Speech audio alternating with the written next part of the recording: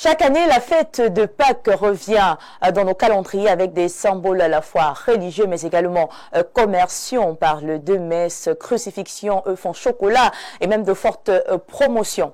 Mais d'autre part, il s'agit également d'une fête majeure où les chrétiens célèbrent donc la résurrection du Christ. On peut également dire qu'il s'agit d'un moment intense de grande consommation où des stratégies marketing assez huilées sont donc élaborées. Au vu de toutes ces analyse, nous sommes forcés, n'est-ce pas, de nous poser la question, celle de savoir que reste-t-il de ce mystère sacré de Pâques face aux impératifs commerciaux. Comment la spiritualité arrive-t-elle à cohabiter avec les différentes campagnes publicitaires? Sur ce plateau, pour en parler, très chers téléspectateurs, ils sont pasteurs, analystes, ils sont également consultants et même chrétiens. Ils nous permettront de connaître la vérité, cette vérité qui nous affranchira. Mesdames, Messieurs, ravi de vous retrouver dans le cadre de cette émission Espace Miné sur les antennes de Info Télévision, votre agora du 10-12 de lundi à vendredi. Je rappelle que nous sommes également en direct de notre page officielle Info TV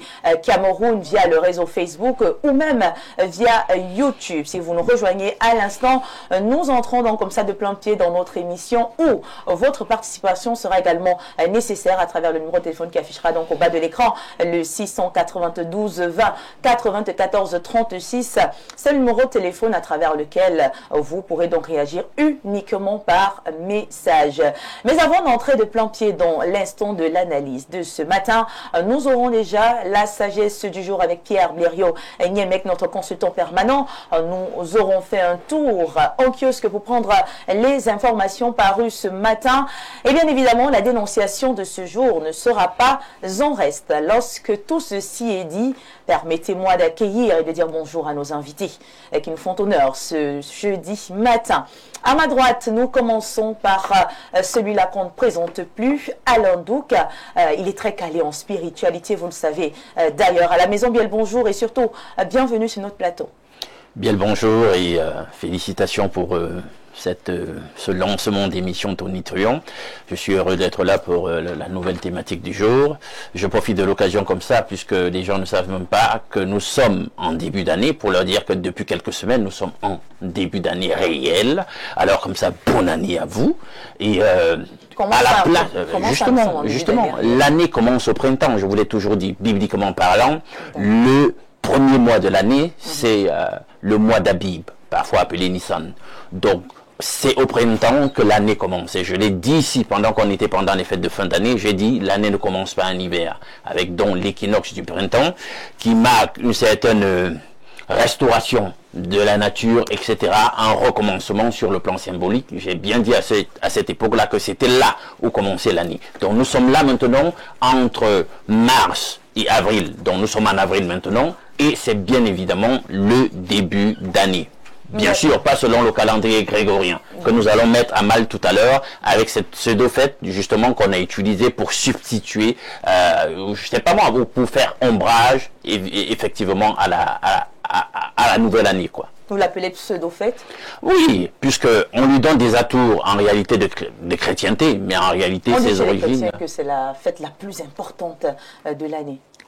C'est ce que nous allons essayer de voir tout à l'heure. Vous verrez qu'il n'en est rien. C'est-à-dire que c'est un artifice. On prend un concept, on met en vernis pseudo-chrétien autour du concept ou de l'institution pour lui donner une légitimation chrétienne qu'elle n'a pas, en fait.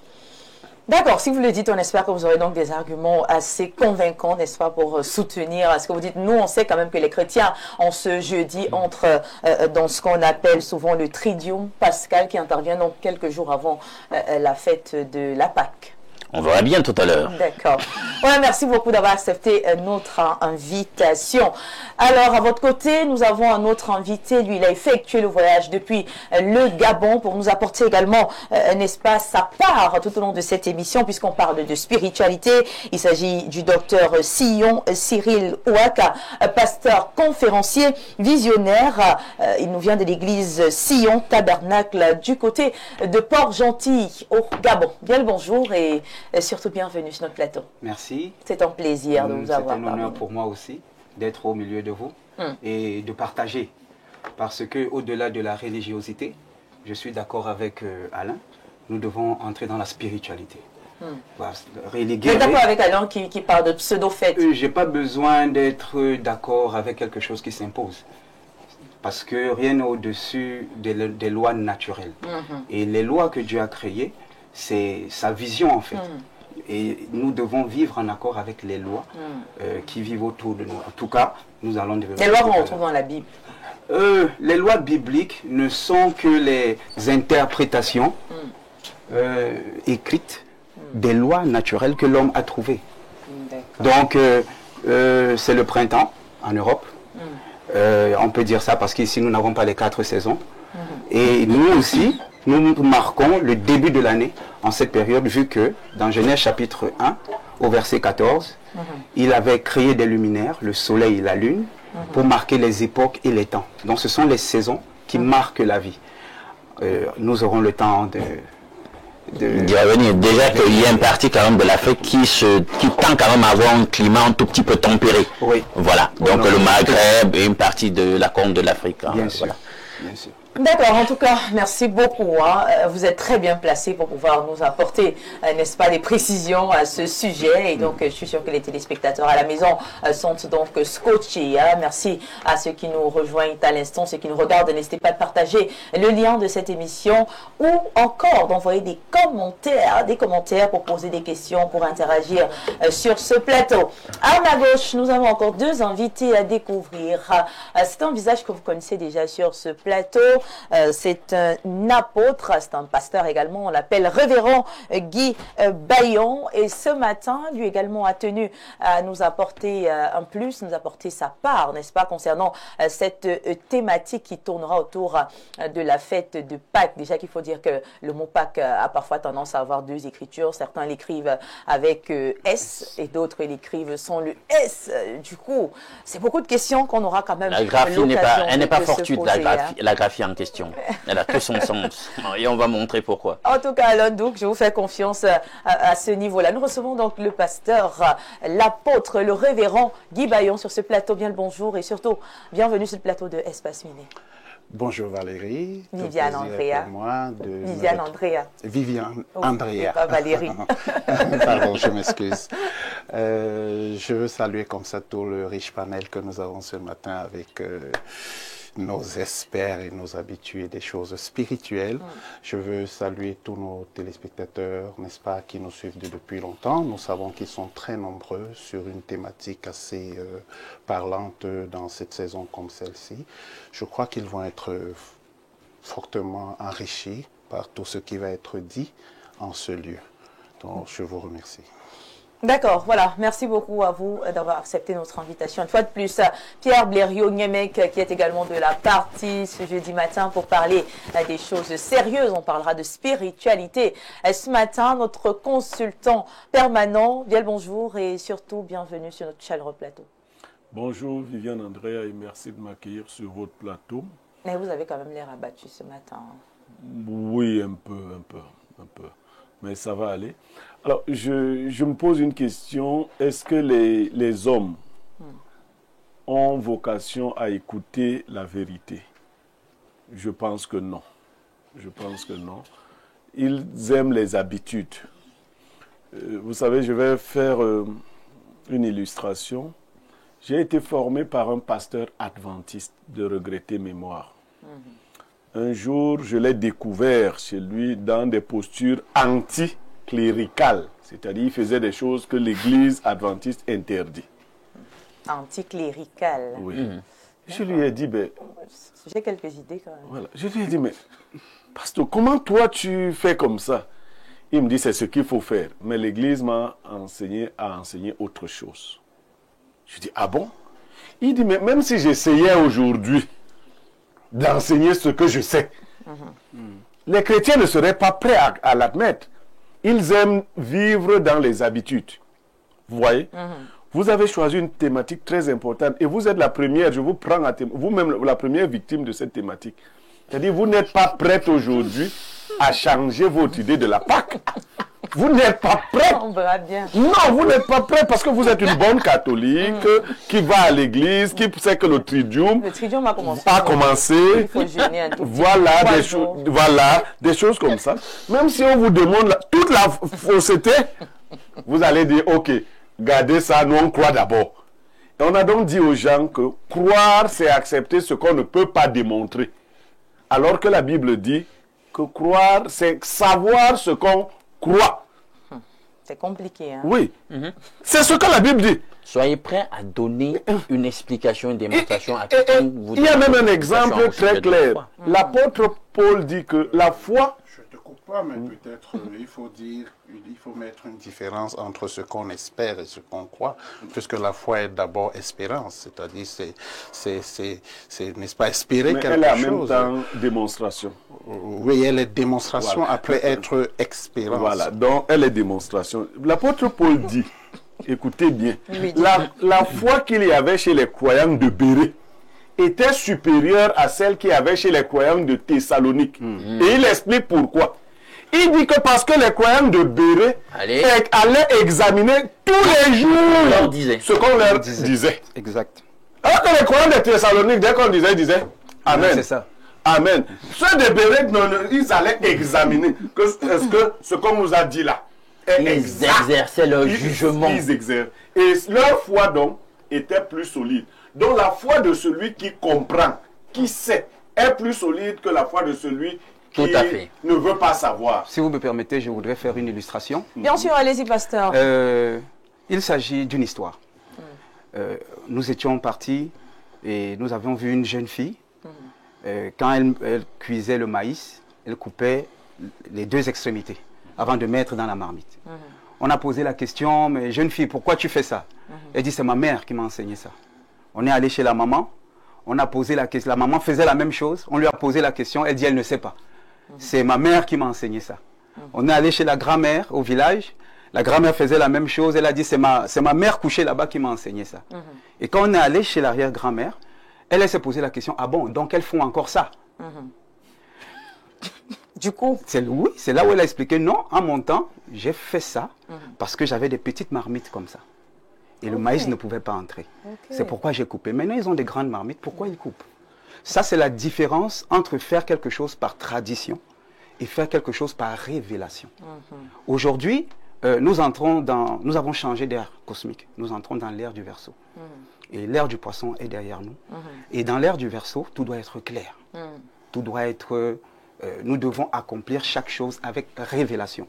Quand nous fêtons la Pâque, c'est quoi la Pâque? Les œufs de Pâque, c'est quoi leur symbolisme? Quelle est l'origine?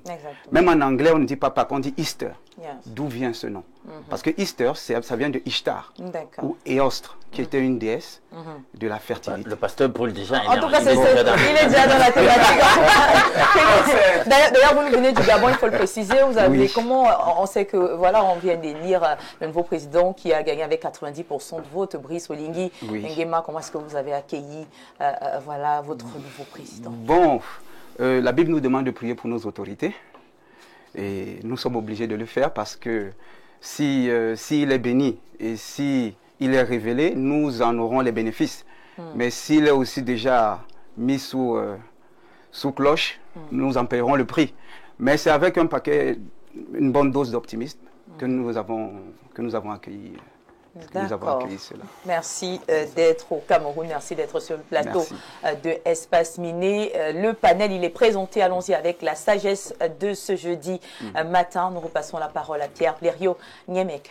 Alors, la sagesse de ce jeudi matin dit, s'il est vrai que personne ne peut se passer de nourriture, ne faites aucune confiance à celui qui ne sait pas se priver de manger. S'il est vrai que personne ne peut se passer de nourriture... Ne faites aucune confiance à celui qui ne peut se priver de manger. Naturellement. Mais expliquez-nous quand même. Ça veut dire que si vous faites confiance à quelqu'un, choisissez toujours celui qui peut se contrôler face aux appétits. Vous voyez celui qui a la maîtrise. Oui, qui a une certaine maîtrise. Les chrétiens parlent de tempérance. Vous voyez.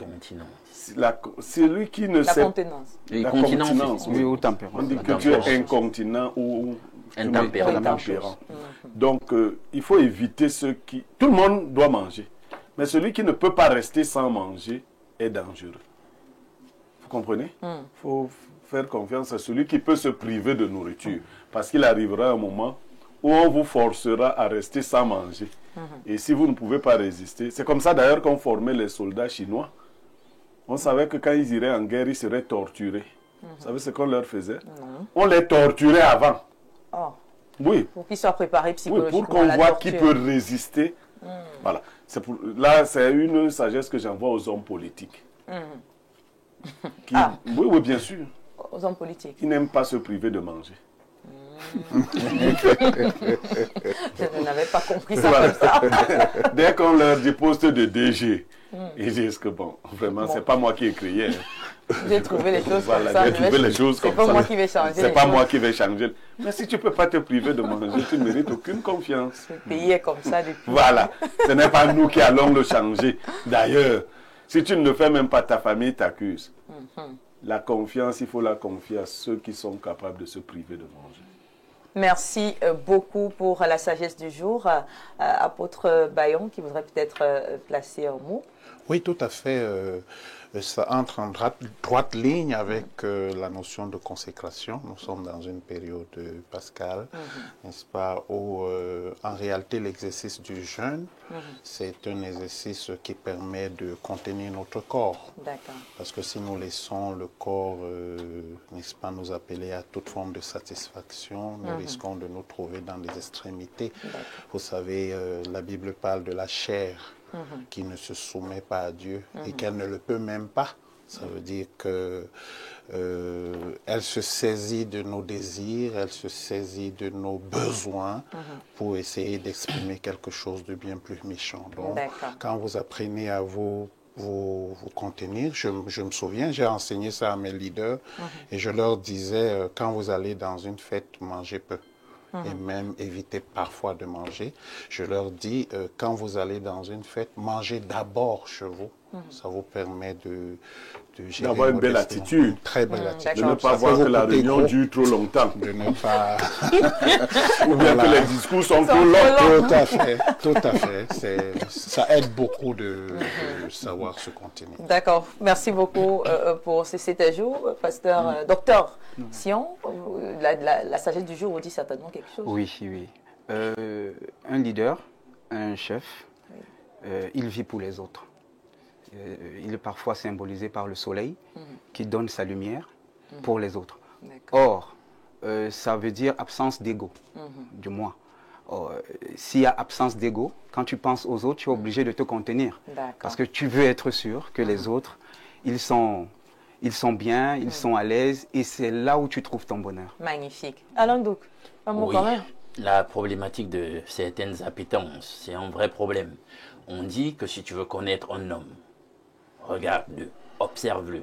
Comment se comporte-t-il face au sexe, face à la femme? Ou alors, dans le sens inverse pour les femmes, comment elles se comportent face à l'autre sexe, face à la bouffe, comme on le disait tout à l'heure, et face à l'argent. Et Bilirio parlait déjà un tout petit peu de ça dans sa métaphore tout à l'heure. Donc, on doit apprendre à se maîtriser, il faut être victorieux de soi. Il y a un proverbe dans la Bible d'ailleurs qui le dit, il vaut mieux être maître de soi que d'être maître d'une ville. Donc les gens pensent que ce n'est rien d'apprendre à se maîtriser. Non, il faut se maîtriser. Il faut vraiment apprendre à se contrôler en toutes choses. Il vaut mieux être maître de soi que d'être maître d'une ville. Donc moi je retiens également cette phrase. Merci à vous. C'était la sagesse du jour. Mesdames, Messieurs, on va donc faire un tour en kiosque. Le tour de l'actualité nous propose certainement de belles informations ce matin. Prenons la transition et juste après, Claudia Tcha va rejoindre la team des démineurs pour une belle balade en kiosque. À tout de suite.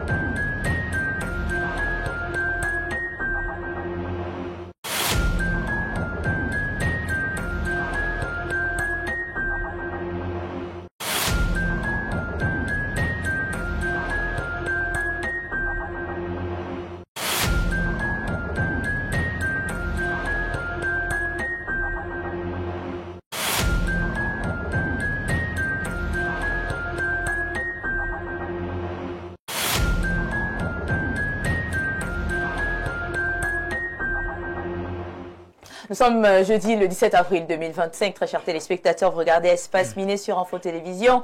Et allons-y avec la revue de la presse de ce matin. Claudia Ncha qui est confortablement installée sur ce plateau, toute vêtue de rose.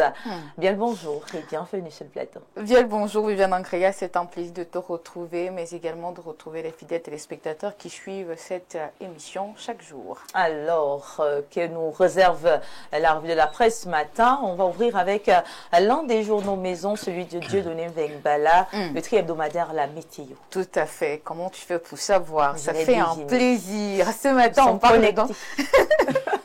Très bien, Viviane Ancrea, voici dans les événements qui ont marqué l'actualité au Cameroun ces dernières 24 heures à la une. Ce matin, le tri hebdomadaire La Météo parle de sécurité routière. Le pays de Paul Biya, honoré en Eswatini. C'est à la faveur de la 3e édition des Kofi Annan Road Safety Award.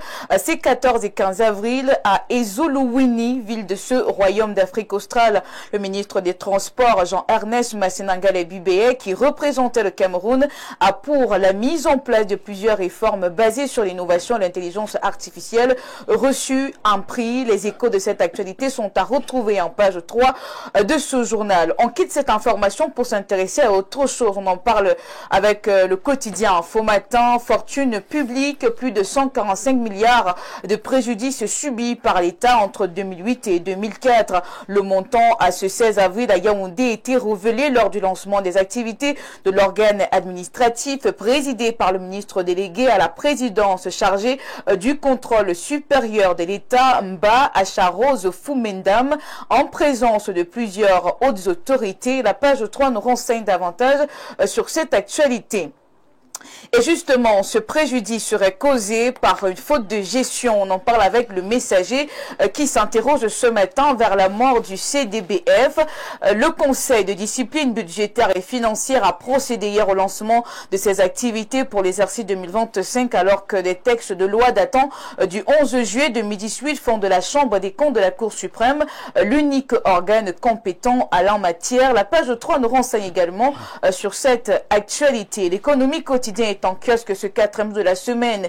Ici, on parle d'audit et de conseils. Comment les anciens associés de PwC en Afrique francophone se redéploient après leur séparation du réseau PricewaterhouseCoopers le 31 mars 2025. Ils s'activent pour maintenir la continuité du service. L'actualité en kiosque ce jeudi, c'est aussi la répression. On en parle avec le quotidien Le Jour. Aman Mana nous fait savoir que 38 militants du MRC sont encore emprisonnés. Ils sont parmi les 593 personnes interpellées depuis septembre 2020 dans le cadre des marches pacifiques organisées par le parti. Ces militants risquent de ne pas exercer leurs droits civiques en cette année électorale, apprend-on en page 3. En ce qui concerne également cette actualité de la falaise de Tchan, on nous informe ici qu'il faut 3 milliards de francs CFA pour reconstruire les 367 mètres de route. Ce projet inscrit au budget d'investissement public de 2025 sera exécuté par l'entreprise China First Highway Engineering Corporation sur une durée prévisionnelle de 4 mois.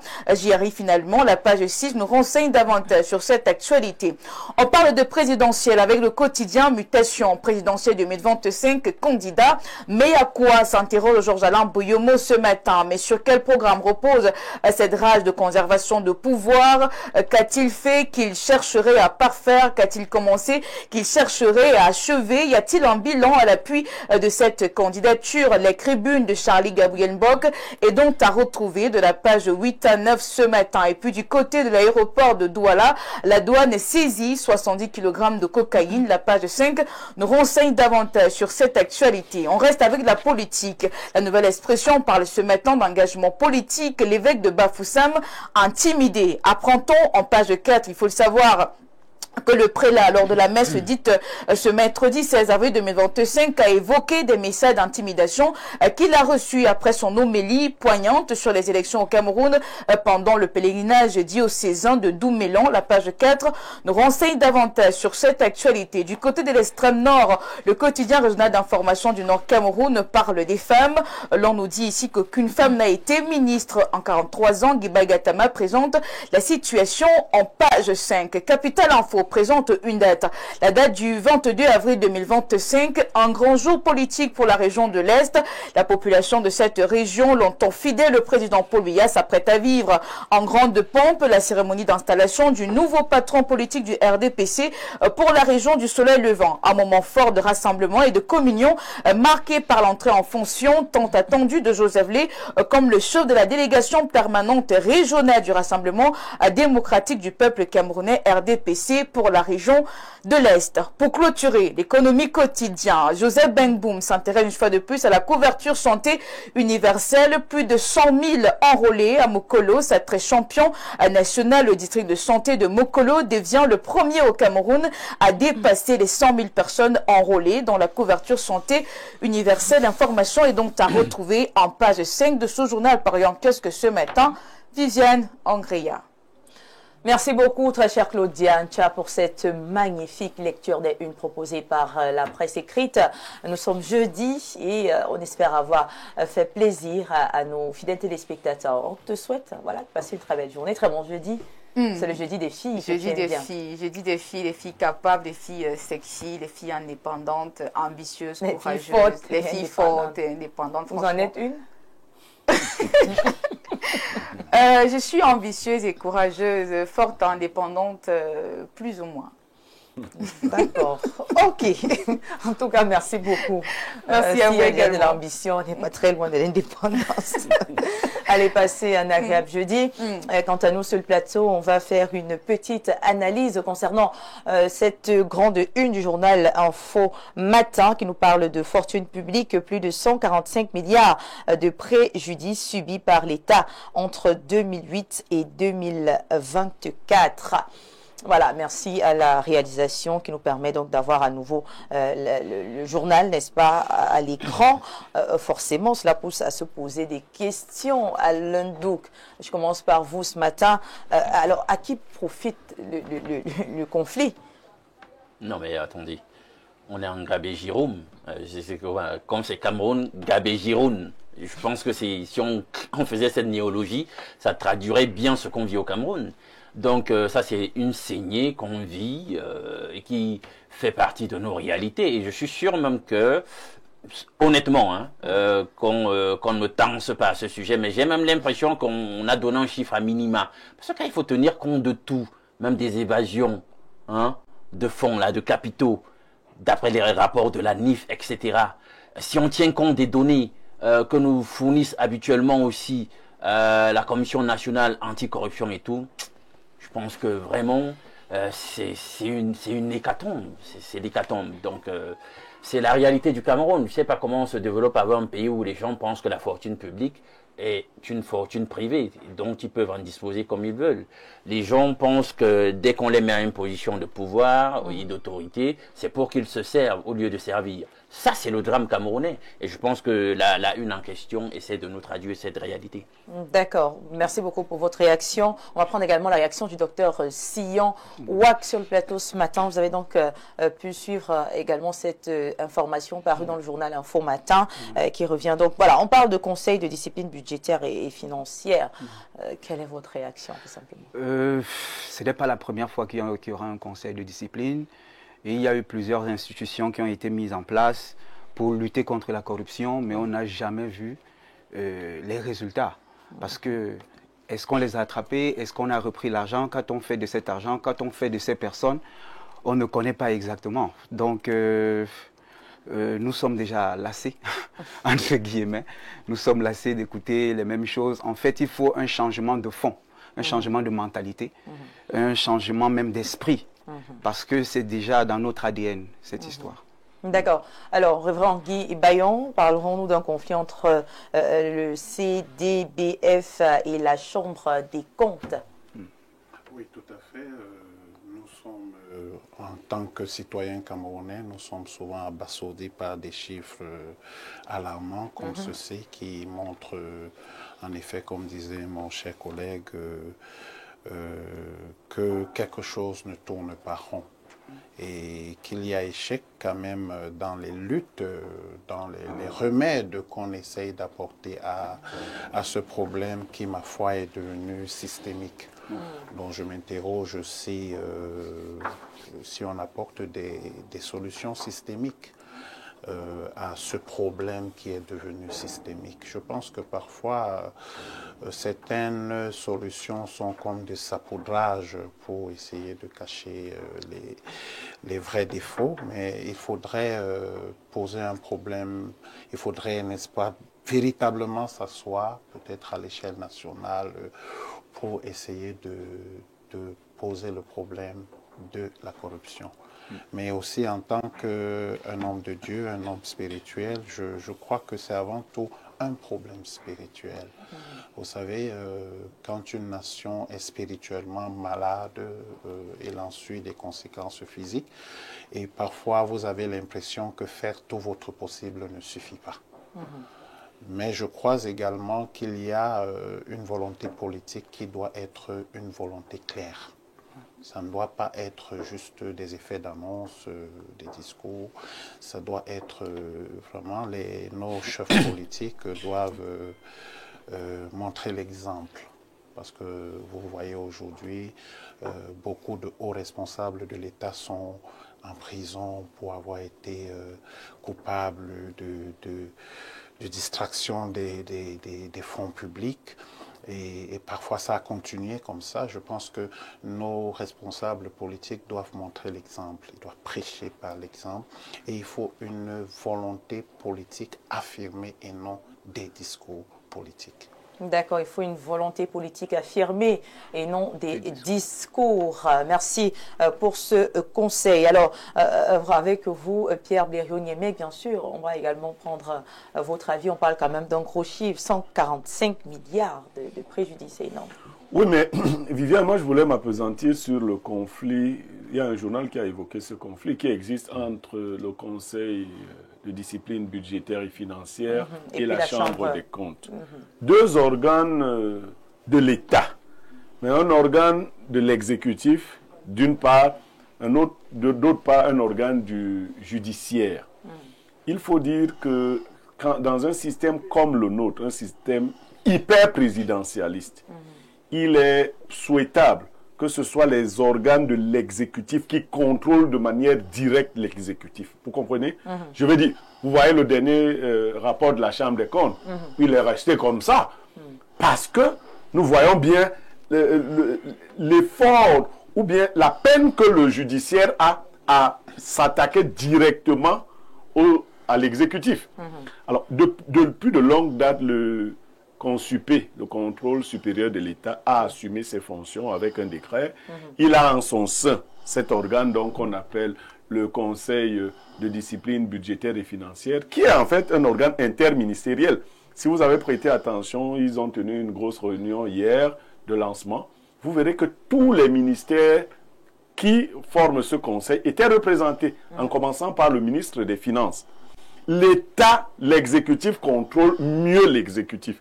Pour faire simple, il est difficile à un juge d'engager un procès contre un ministre en fonction. Tant que, ce n'est pas vrai qu'au Cameroun, l'Afrique centrale se ressemble, sinon l'Afrique se ressemble. Tant que le président de la République ne lui a pas donné cette autorisation. Donc, et vous verrez que ces hommes qui prennent la fortune publique ont plus peur des organes de l'exécutif que du judiciaire. Quand ça vient de l'exécutif, on sait, qui n'a pas peur du CONSUPE? Et en plus, au CONSUPE, les gens sont suffisamment outillés. S'il y aura une transition, elle va se faire avec le temps. La Chambre des comptes, qui a vocation à devenir Cour des comptes, manque encore d'un certain nombre d'instruments de vérification et de travail. Et justement, selon le décret du 17 janvier 2008, on sait que le Conseil de discipline budgétaire et financière a certaines missions, a pour mission examiner, sanctionner même, n'est-ce pas, une certaine gestion d'un certain nombre de gestionnaires de la fortune publique. Vous avez quelques noms, il y a beaucoup, c'est vrai, ils sont en souffrance, il ne sert à rien d'en rajouter à leur souffrance, mais les victimes de ce CDBF. Mais qu'est-ce qui explique ces manquements-là? Quelqu'un vous l'a dit, mais il y a ceci que lorsque le contrôle n'est pas suffisant, lorsqu'il n'est pas effectif, les hommes ont la tendance à aller vers la luxure, vers la cupidité. Si vous n'avez pas le sentiment d'être contrôlé, ne pensez pas que les Blancs sont nés corrects. Les Blancs ne sont pas nés corrects. Ce sont les instruments de contrôle qui ont rendu les gens corrects. Ici, vous êtes libre de voler. Il faut marcher avec le fouet. Non, le fouet institutionnel. Le fouet institutionnel. Voilà, les instruments sont tels que vous ne pouvez même pas accéder. Et Alain Douk avait raison. Les chiffres qui sont évoqués là sont évoqués en minima. Les Camerounais volent en dizaines de milliards. Ils n'ont pas peur du milliard. Comment ils font même pour accéder au milliard? Bon, peut-être que les Gabonais ne volent plus, mais comment? Ne volent plus.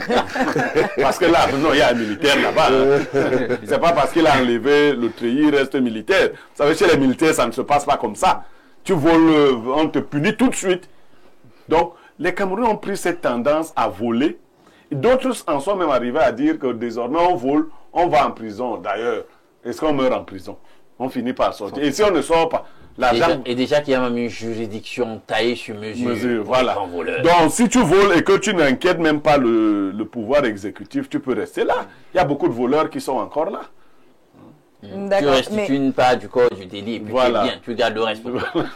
Et que pouvons-nous donc espérer du nouveau départ du CVDF selon vous? De bonnes perspectives. Vous savez, la dame qui est à la tête du Consup et en même temps à la tête de ce conseil, la ministre elle est magistrate. Son nom me pose souvent de problèmes de prononciation. Elle est magistrate, ancienne présidente de tribunal. Hein. Donc, elle est à la fois dans l'exécutif, mais elle maîtrise beaucoup de rouages du judiciaire. Et vous connaissez nos frères anglophones, quand ils veulent être rigoureux, hein, quand ils veulent être rigoureux, ils ne s'amusent pas. Vous voyez qu'elle fait peur à beaucoup. Moi, je crois que c'est de bon augure, c'est un bon départ et nous lui souhaitons de beaux jours. Voilà, merci à tous pour vos avis concernant cette analyse dans le cadre de la revue de la presse. Mesdames, Messieurs, avant d'entrer de plein pied dans notre débat concernant l'APEC, allons-y avec la dénonciation du jour. Mais ça se fera juste après cette petite respiration. À tout de suite.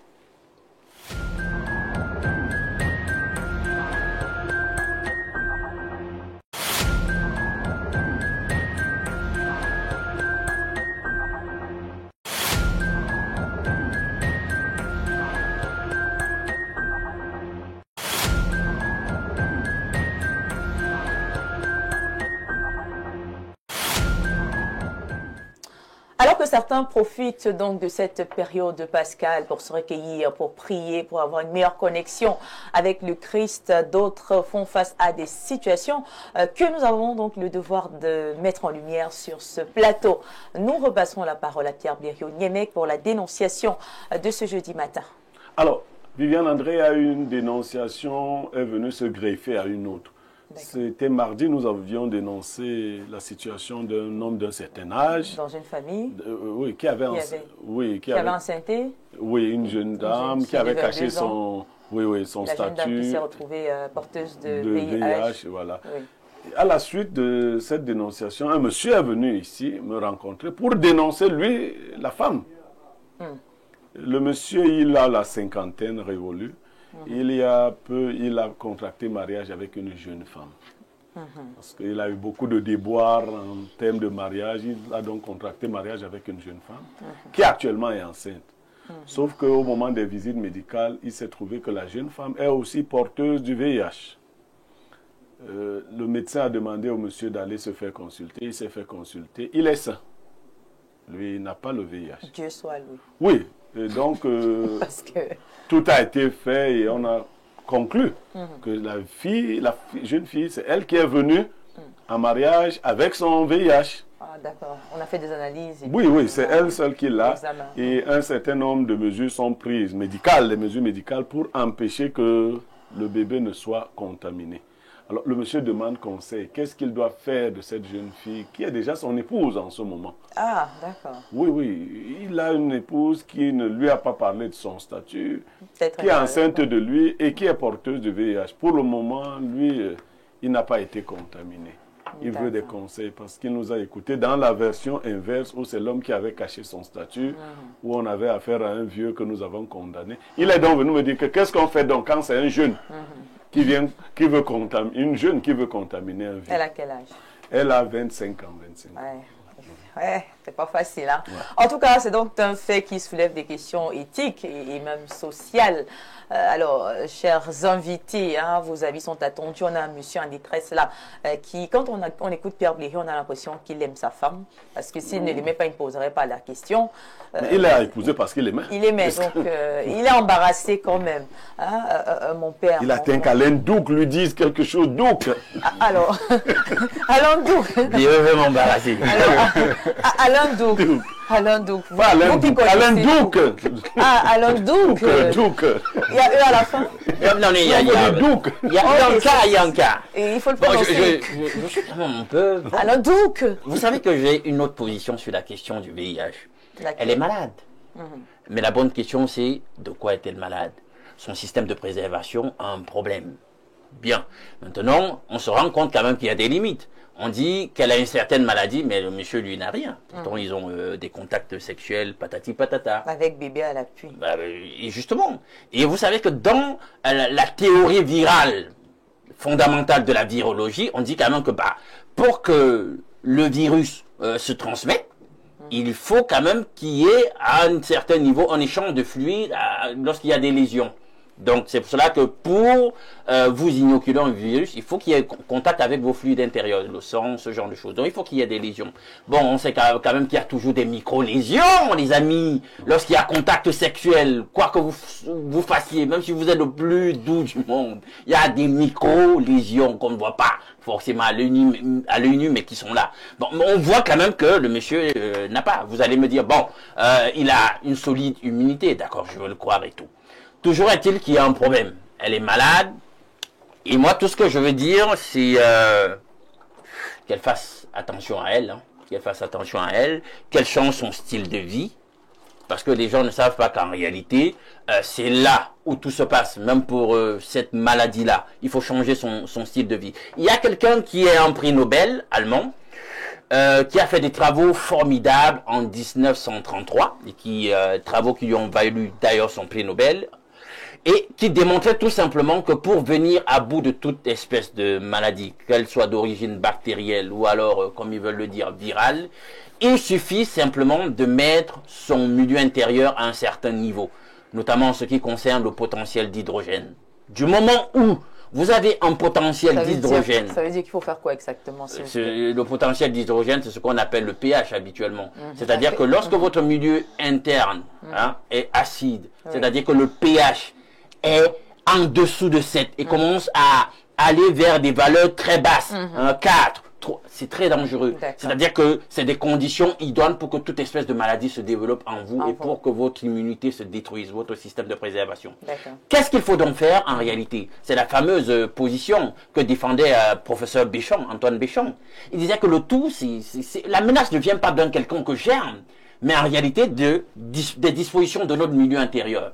Dès que votre milieu intérieur a un pH qui est neutre, toujours la vers 7, ou alors légèrement alcalin, donc au-dessus de 7, dans la 8, etc., il dit que dans de telles conditions, il sera difficile qu'un germe, qu'une maladie développe son potentiel pathogénique. Merci Alain voilà. Douk. Donc c'est tout ce que je peux leur dire pour ne pas créer de polémique sur le sujet. Merci Alain Douk. D'accord. Mais finalement, quel conseil vous donnez donc, monsieur? Qu'est-ce qu'il fait? Il laisse sa femme? Non, mais il n'a aucun problème. Mais il peut en avoir dans la suite. Dans la suite, comment? Ben oui. S'il y a problème, il y a problème. Il a été chanceux. Ça fait combien de temps qu'il entretient, hein? Il a été chanceux, hein? Non, il doit garder sa femme. Non, oui, il y a rien. Qu'il continue. Oui, en ce qui me concerne, moi j'ai un vrai problème avec les tests de VIH. De quel problème? Parce que ça n'identifie pas la présence du virus. Qu'est-ce que ça identifie? Ça calcule le nombre de globules blancs par millilitre de sang. Or, déjà, sur cette base, la norme en Afrique est différente de la norme en Europe. Par exemple, en Europe, si tu as 500, disons 500 sur 1 millilitre, et puis en Afrique, tu as 1000 par exemple. Là, on dit par exemple que vous deux, vous êtes malades. Mais si c'est 500 là-bas, 500 ici, en Europe, il n'est pas malade, mais en Afrique, il est malade. Donc, déjà sur cette base-là, je trouve que c'est faussé. Et comme disait Ndouk tout à l'heure, monsieur Ndouk tout à l'heure, Il s'agit simplement d'améliorer ses conditions de vie. Il y a plusieurs personnes qui sont venues à l'église, on a même prié pour eux. Ils ont juste changé leur style de vie. Ils ont été guéris. Et le monsieur qui n'a pas été... Du vrai VIH. Du vrai VIH. Ils sont venus avec un test. Pas ça, le vrai VIH. Ils sont venus... Tu vas valider leur thèse. Ils sont venus avec un test. Mais bon, c'est son avis. Hein. Non, là, ce sont des faits vérifiables. Oui. Ils sont venus. Très souvent, on entend que des patients vont à l'église plutôt qu'à l'hôpital. Ils sont venus. Avec la guérison. Ils sont venus avec des tests positifs. Oui. Ensuite, on a prié pour eux, c'est vrai. Ils ont même changé drastiquement leur hygiène de vie. Luc Montagnier. Permettez qu'il chute, s'il vous plaît. Oui. Non, je vais dans le sens pour dire que quoi. Permettez qu'il chute. Luc Montagnier, le prix Nobel qui a découvert le VIH. Il n'a rien découvert, puisque lui-même a dit par la suite que Gallo... Justement, c'est ce que je veux dire. C'est ce que je veux dire. Déjà, lui, à son dernière interview, il a dit justement que le VIH se guérit simplement en améliorant son alimentation. Bien. Maintenant, quand on parle de l'arsenal des tests, il y a quand même un test fondamental appelé le test PCR.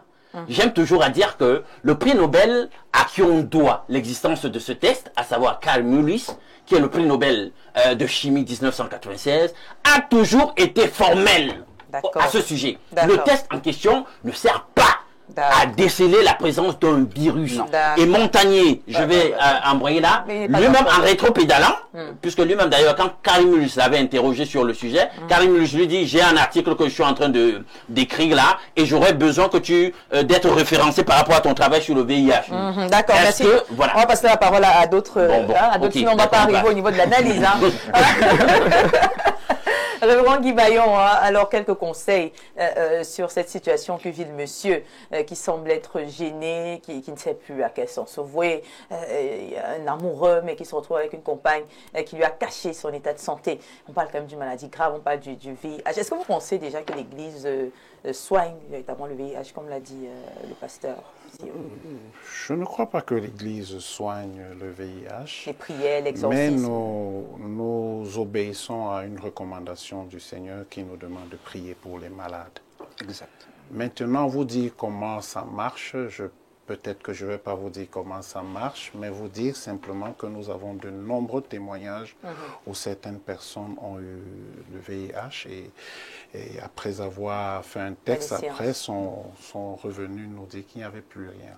Après les séances de prière, d'exorcisme, ça c'est très régulier, hein, c'est très régulier, ce n'est pas une chose qui se passe, c'est très régulier. Nous avons des patients de sida qui, vous savez, quand quelqu'un se trouve... Peut-être que le sida qu'on a lancé mystiquement, peut-être qu'il y a une différence de sida, il y a un sida qu'on lance mystiquement. Ce que je sais, c'est que médicalement, ils ont été déclarés porteurs de sida. D'accord. Donc la plupart des gens se retrouvant dans des situations où la médecine moderne n'a pas pu apporter des solutions, généralement se déversent dans les églises ou bien chez des praticiens.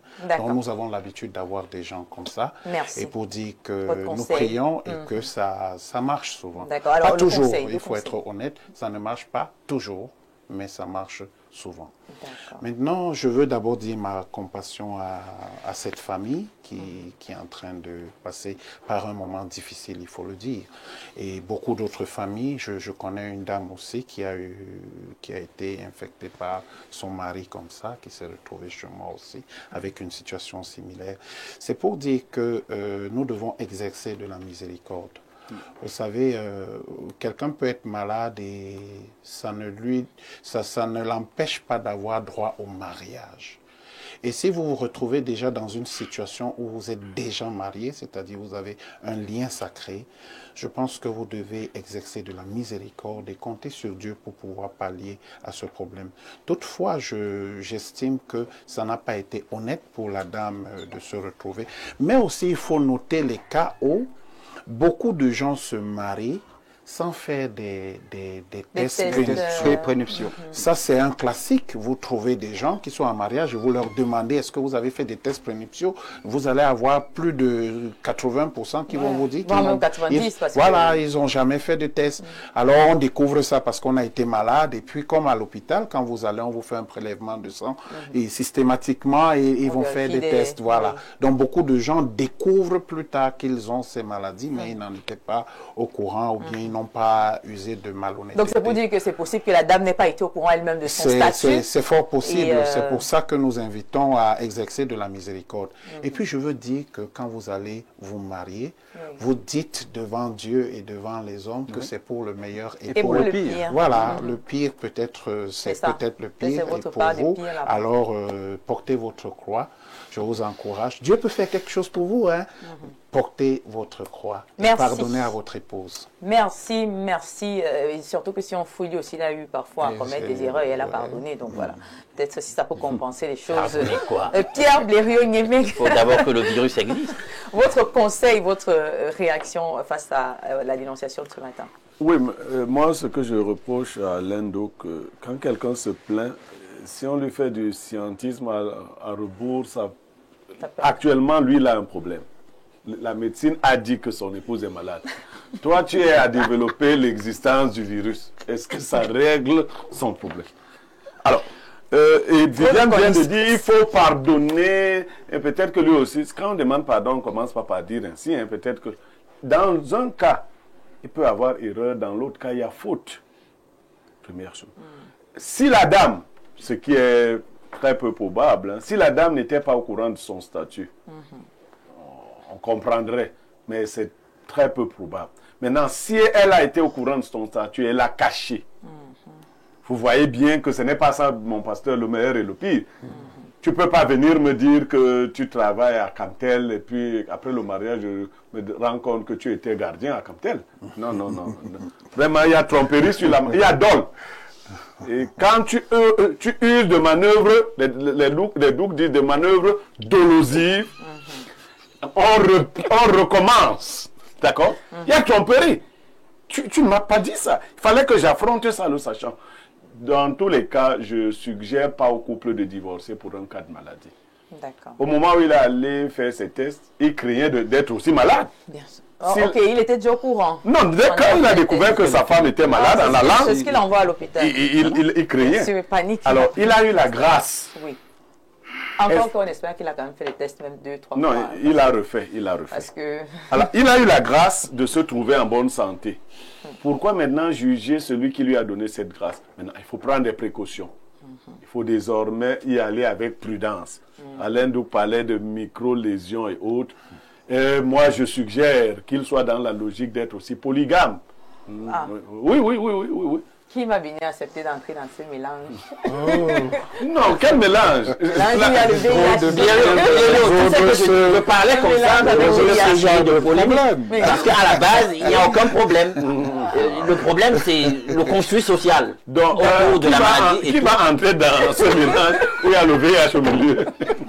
Non, médicalement aujourd'hui, il y a des solutions pour vivre comme ça. Il y a des couples qui sont comme ça et depuis plusieurs années et vivent heureux. Révérend, vous avez entendu parler du médicament anti-sida appelé AZT? Non. Vous savez comment ça tue des gens? D'accord. Pour régler un problème, il faut qu'il y en ait un. Alors, il y a un problème. Et on a un monsieur qui se plaint à l'Indo que sa femme ne lui a pas dit qu'elle était malade de VIH. Et il le découvre. Alors, il panique forcément. Vous imaginez, vous non, moi, à sa place, une compagne. Non, moi, à sa place, je ne paniquerais pas s'il avait le niveau de science qui est le mien. Qu'est-ce que vous faites? Je comprendrais que mon épouse a un petit souci de rien du tout. Alain, on peut t'envoyer à l'hôpital du jour, à l'hôpital central. Tu peux pas régler ces petits problèmes de rien du tout. Mais c'est des problèmes de rien du tout. Mais on t'y envoie, à la fin de l'émission, les gars, ils sont assis là. Ils t'attendent. Je vais là-bas faire le coaching, je leur dis ce que je sais. Arrêtez de... Et d'ailleurs, vous ne le savez peut-être pas. En radiesthésie, parce que les gens ne savent pas qu'en réalité, on est là dans la dynamique que nous impose Big Pharma, mais on traite des maladies au niveau vibratoire. Et tu le sais, Blériot. Donc, même ce qu'ils appellent le VIH, en radiesthésie, on dit que lorsque vous avez une vibration de l'ordre de 6000 de l'unité conçue en radiesthésie, on dit que le VIH en question, ça me nuise. Merci Alain. C'est pas moi qui le dis. Permettez-moi de prendre les conseils. Que le VIH, puisque vous ne voulez pas donner un bon conseil, permettez-moi de prendre les conseils des téléspectateurs. Hein. Ils compatissent quand même. Hein. Alors bonjour Viviane et à ton panel. À propos de la dénonciation, je dirais à ce monsieur de garder son épouse, mais il doit juste utiliser des préservatifs lors des rapports. Il n'est pas le seul dans cette situation. Beaucoup de couples vivent cela. Monsieur Vogo depuis le cansonnel Oyo-Maban. Voilà, donc un conseil. Alors, bonjour, le monsieur doit juste s'abstenir et prendre une certaine distance vis-à-vis de sa femme. Emmanuel de Fumbot. Bonjour Andrea, bonjour aux démineurs. Tu es tout simplement radieuse. Oh là là, qui me donne ce genre de femme. Merci en tout cas, merci. Tes problèmes ne vont pas commencer. Tu es en fait, tu cherches des problèmes. Alors, bonjour Viviane Andrea, à ton panel, surtout à Casto. J'ai la chance de vous suivre en direct aujourd'hui car constamment au travail, donc abonné sur la chaîne YouTube pour la dénonciation. On est un homme quand on assume et un garçon quand on fuit. Et que ceux qui peuvent comprendre comprennent. Bonjour Viviane Andrea. Alors, un très long message, hein, on va lire. Bonjour, ma devise, c'est bilan de santé générale avant tout. Mariage. Mon conseil... Permettez-moi de lire quand même le premier message. Hein. Voilà, mon conseil au monsieur, c'est de quitter cette femme. Bon, à chacun son avis. Bonjour au magnifique plateau. Si Dieu a déjà fait grâce à ce monsieur de l'épargner de la contamination du VIH, il doit se séparer de cette relation. Sinon, il va finir par être malade aussi. Stéphane depuis Nkwaban. Bonjour au panel, agréable jeudi, sans à Viviane. Concernant la dénonciation, le monsieur doit simplement faire preuve d'amour et en accompagnant son épouse à la prise de médicaments visant à rendre la charge virale indétectable et quasi nulle pour la transmission du virus. Marga Roger, parfait depuis Ngoulmakon. Merci. Bonjour Viviane, Andrea, ma devise, c'est le bilan de santé, déjà lu. Bonjour le plateau. Le nom de la dame que Blériot cherchait, c'est Mbaacha Nefumundam. Je connais ce nom, mais il me pose toujours des problèmes de prononciation. Hein, oui. Bon, on peut s'arrêter là. Madame le ministre Mbaacha. Je crois que c'est bon. Délégué à la Alors bonjour Viviane Andreas. Concernant la dénonciation du jour, cet homme doit se priver de tout débat avec cette femme. Et vous restez mariés. Ils ont un enfant. Ils ont déjà un enfant. Ils doivent donc se séparer. Ils doivent se priver de tout débat. Quand ils ont eu cet enfant, bonjour. quand ils faisaient ces débats-là. Moi j'ai dit que je ne veux pas la polémique. Alors, bonjour Espace Mini à ton riche panel. Alain Douk lit beaucoup apparemment. Il est souvent intéressant. Je ne ferai pas une analyse pathologique sur la maladie en question parce que c'est une longue discussion aussi simple qu'il paraît pour ma part. Il doit garder son épouse aussi longtemps qu'ils se font suivre et respectent les recommandations qui leur seront données. Merci. Bon, une seule personne doit se faire suivre dans le cas d'espèce. Hein, donc, pour le moment, on n'a qu'un seul malade. Mais moi, lui, il va se faire suivre. Pourquoi? Psychologiquement, mais parce que... Psychologiquement. Lui, il doit avoir un psychologue. Vous faites un drame sur une maladie qu'on ne sait pas tester, mais vous dites que les gens sont malades. Moi, je vous salue. Alain Douglas n'est pas le débat. Bonjour au panel Espace Miné. Dites au pasteur que lui-même ne connaît pas les signes sérologiques de sa femme, qu'il le laisse l'argumentaire là. On connaît ici au pays. Chamal depuis Monty. Moi, j'ai rien compris.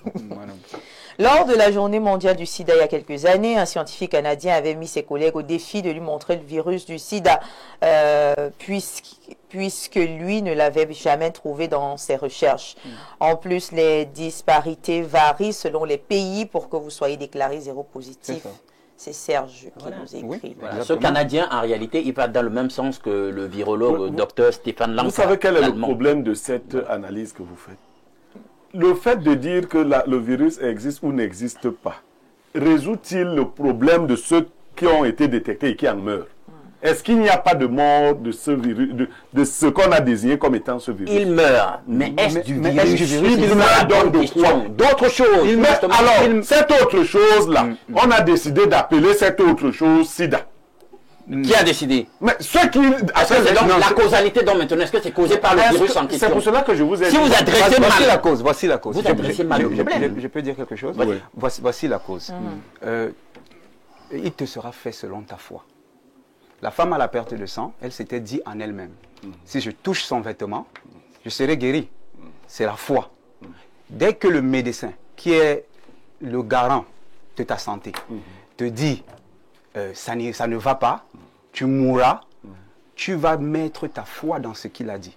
Cette parole-là te détruit d'abord psychologiquement. Vous pensez que tous ceux qui sont morts ont été même détectés? Bon, beaucoup ont été détectés à la fin de la mort. Ensuite, maintenant, on te met dans un protocole d'ARV et d'AZT je sais que qui finissent par te tuer finalement. Non, mais je dis, il y en a qui n'ont suivi aucun protocole, qui ont refusé les médicaments, qui ont fait comme vous là. C'est-à-dire, dès qu'on leur a dit, tu as le VIH, il a dit, moi je ne crois pas à ces choses. Non. Il a ils ont commencé à raconter qu'ils ont le poison. Ils à l'église, ils ont le poison, c'est-à-dire le poison mystique. Alors, on a plein de membres de famille qui sont morts d'un prétendu poison mystique parce qu'ils refusaient de prendre des médicaments.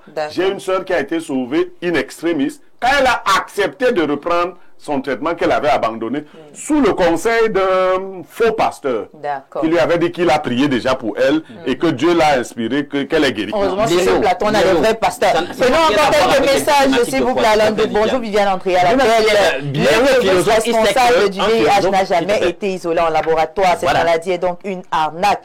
Lorsqu'un patient souffre du paludisme, par exemple, quel que soit le pays où il est réalisé, testé, voilà, le résultat sera le même, mais tel n'est pas le cas avec le VIH. On peut être zéro positif au Cameroun et ne pas l'être en France, par exemple.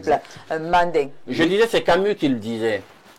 Ne pas bien poser les mots sur les choses, on en rajoute au malheur du monde. Donc, on ne peut pas être là, tu me dis, je suis malade, et puis tu dis que je suis malade d'un truc qui n'existe pas. Et on trouve que c'est normal. D'accord. Et on cautionne ça. Alors, on va rester dans le débat. On a quelqu'un qui veut un conseil. Hein. On va rester dans le débat parce qu'on a une thématique à aborder par la suite. On va prendre deux derniers messages, hein, vraiment, si vous le voulez bien, Alain Douk. Alors, bonjour au panel. J'ai une situation similaire où un membre de ma famille est malade. Sa femme est zéro-négative. Les deux vivent ensemble. C'est aussi ça, la vie en couple, pour le meilleur et pour le pire, qu'ils se rapprochent juste d'un centre de prise en charge. C'est monsieur Awono, depuis Douala. Il est radiologue. Alors, ce dernier message, bonjour, ma grande sœur chérie, très belle introduction, j'ai kiffé. Je profite pour passer un coucou à mon idole Claire Bierio Niemek. Très belle émission, Olga Bessala. Ta sœur. D'accord, ma petite sœur Olga Bessala qui nous regarde ce matin. Oui, c'est ce qu'elle vient. Et puis elle a fait, elle a pris un numéro que je n'ai pas. Merci de nous suivre. On va devoir mettre un terme à la dénonciation du jour. On espère avoir donné assez de conseils aux couples ce matin. Et on peut quand même comprendre que la plupart vous conseillent, n'est-ce pas, de rester ensemble, trouver des solutions ensemble. Je crois qu'on dit soi-même dans la prière, ensemble on est plus fort. Donc là, laisser toute seule, je pense que ce sera un peu difficile. Et voilà, on a un enfant quand même qui est au centre. Est-ce qu'il sera malade? Est-ce qu'il ne sera pas malade? On ne sait pas. De toutes les façons, beaucoup de courage au couple. Mesdames, messieurs, on va prendre cette fois-ci la page publicitaire et juste après, on se retrouve pour l'instant de l'analyse.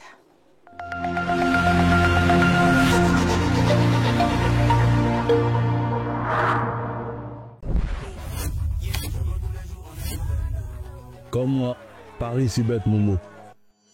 Ça dit qu'on n'est pas blindé, je go tous les jours. Chez BetMomo, ton premier pari est 100% remboursé. Inscris-toi vite sur www.betmomo.com, place ta mise et si ça ne rentre pas, on te rembourse intégralement. Joue l'esprit tranquille et profite du jeu. Offre soumise à condition. Plongez dans l'excellence au cœur de Yaoundé. Imaginez un lieu où le luxe rencontre la modernité et le confort, où chaque détail a été pensé pour vous offrir une expérience unique. Bienvenue à la résidence Le Mfundi, un chef-d'œuvre signé Société Immobilière du Cameroun, situé dans le prestigieux quartier Hippodrome à Yaoundé.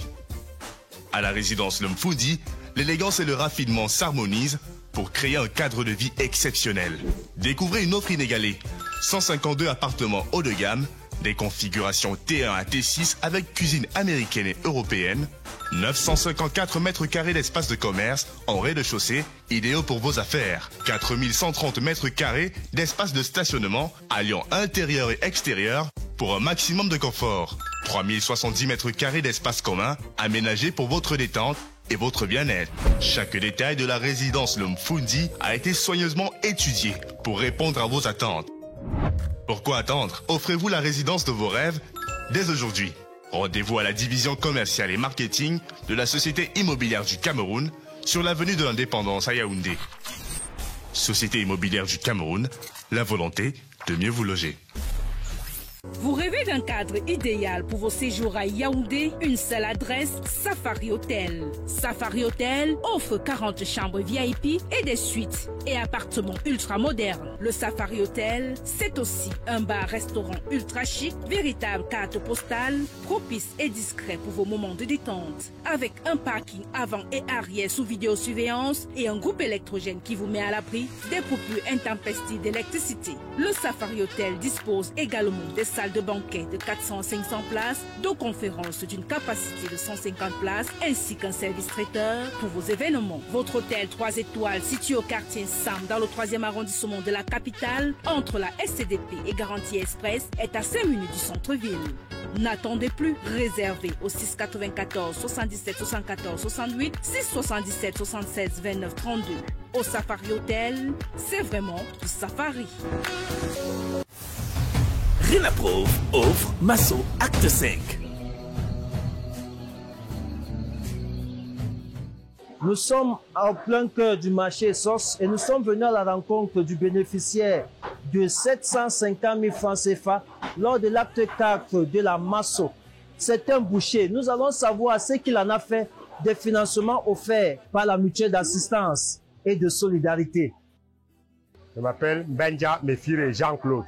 Ce financement a permis, 1, que j'augmente mon capital, et de 2, que j'envoie mes enfants à l'école, et de 3, pour que je me bâtis une belle maison dans mon village à Fouban. Moi-même, je prenais Masso comme les mises en scène.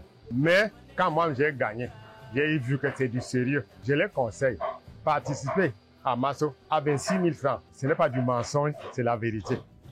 Mesdames et messieurs, faites comme M. Mefere en faisant confiance à la mutuelle d'assistance et de solidarité de Renaprove SA.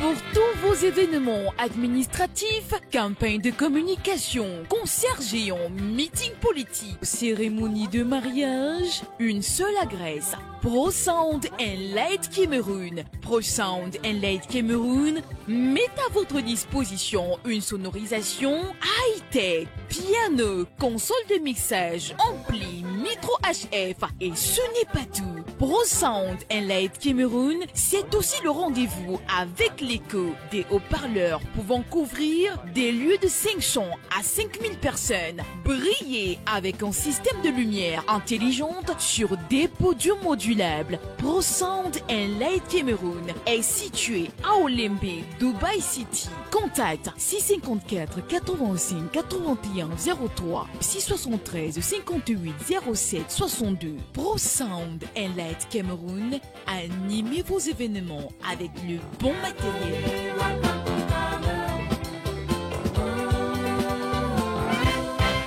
Vous souffrez d'hypertension, mal de nerfs, d'arthrose, infertilité, la longévité.